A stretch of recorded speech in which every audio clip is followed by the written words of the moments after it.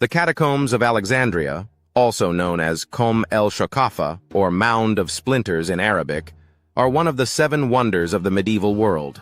The structure was rediscovered in September 1900, when a donkey wandering on the outskirts of Alexandria found itself on unstable ground. Unable to regain his balance, the unfortunate explorer fell into the access shaft of the ancient tomb. Soon after the site was discovered, a team of German archaeologists began excavations. In the years that followed, they uncovered a spiral staircase cut out around a circular well. At the bottom, they found an entrance that led to a circular domed room known as the rotunda. In the rotunda, archaeologists found several portrait statues. One of them depicted a priest of the Greco-Egyptian deity Serapis. The cult of Serapis had been promoted by Ptolemy, one of Alexander the Great's generals and later ruler of Egypt. He did this in an attempt to unify the Greeks and Egyptians in his kingdom. The god is often depicted as Greek in physical appearance but decorated with Egyptian ornaments. Derived from the cult of the Egyptian gods Osiris and Apis, Serapis also has attributes of other deities.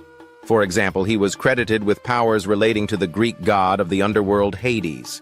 This statue was one of the first indications of the multicultural nature of the site. Moving from the rotunda deeper into the tomb, archaeologists encountered a Roman-style dining room.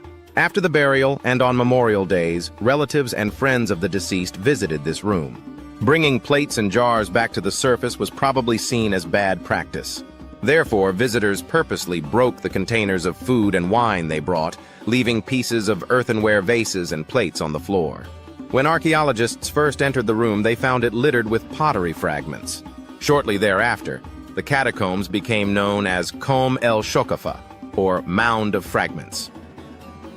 The rotunda connects to a room with an altar located in the center. Carved into the walls are places to insert the sarcophagi. The central wall of the chamber contains a Greek scene, Hades abducting the Greek goddess Persephone, and an Egyptian one, Anubis mummifying a corpse. On the grounds of the chamber, archaeologists found a large number of human and horse bones. They theorized that the remains belonged to victims of a mass massacre orchestrated by the Roman Emperor Caracalla in 215 AD. 8 years before the massacre, the local Roman garrison had been sent to guard the empire's northern borders. On multiple occasions, the citizens of Alexandria used the weakened rule of law to protest Caracalla's reign. Furthermore, the Roman emperor had received news that the Alexandrians were joking that he had killed his brother and co-ruler Geta, whom he had killed in front of his mother. One of the ancient sources of the massacre mentions that Caracalla ordered the youth of Alexandria to gather in a designated square under the pretext of an inspection for military service. Once many Alexandrians had gathered, Caracalla's soldiers surrounded them and attacked. Another version of the story tells of Caracalla inviting important Alexandrian citizens to a banquet. Once they had begun to eat, Roman soldiers appeared from behind and killed them. Subsequently, the emperor sent his men into the streets to attack anyone they encountered. Archaeologists have theorized that the bones found on the ground of the Hall of Caracalla belonged to the victims of the massacre. The unfortunate Alexandrians had sought refuge in the catacombs but were captured and massacred. However, the link between Caracalla's massacre and the tomb remains doubtful, and for this reason, the Caracalla Hall is also called Nebengrab, because it is next to the main tomb.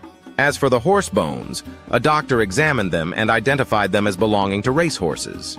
Perhaps the winners of the running races had the honor of being buried in the tomb. From the rotunda, a flight of stairs leads to an entrance flanked by 2 pillars. Above the passage is depicted a winged solar disk located between 2 falcons symbolizing the Egyptian god Horus. The facade also bears inscriptions of 2 cobras with shields placed above them. The images were probably added to ward off grave robbers and other malicious visitors. Crossing the entrance to the main tomb, the first thing archaeologists would have noticed were 2 statues placed in niches on either side of the door. One depicts a man wearing Egyptian-style clothing, his hair portrayed in the Roman tradition of the 1st and 2nd centuries AD. The other statue depicts a woman, also with Roman hair. However, she wears no clothes, as is common in Greek statues. It is hypothesized that the statues depict the main owners of the tomb.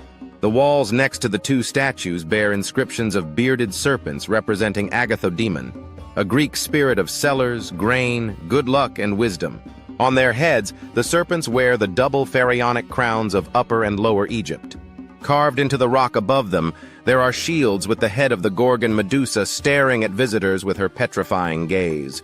Upon entering the main burial chamber, the archaeologist encountered 3 large sarcophagi.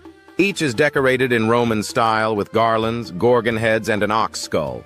3 relief panels are carved into the walls above the sarcophagi. The central panel depicts Osiris, the Egyptian god of the afterlife, death, and resurrection, lying on a table. He is mummified by Anubis, the god of death, mummification, and the underworld. At the sides of the bed, the gods Thoth and Horus assist Anubis in the funeral rite. The 2 side panels show the Egyptian bull god Apis receiving gifts from a pharaoh standing next to him. A goddess, perhaps Isis or Mat, observes Apis and the pharaoh.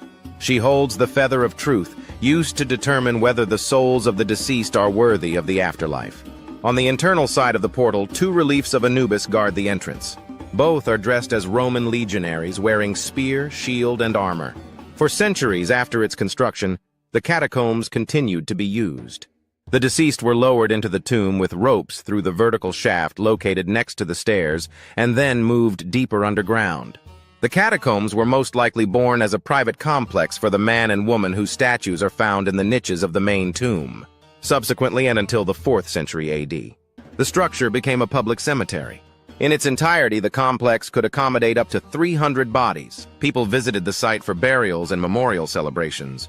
Priests performed offerings and rituals in the catacombs of Kom El Shoqafa. Their activities probably included mummification, as the practice is depicted in the main burial chamber. Eventually, the catacombs fell into disuse. The entrance was covered by earth, and the people of Alexandria had forgotten about its existence.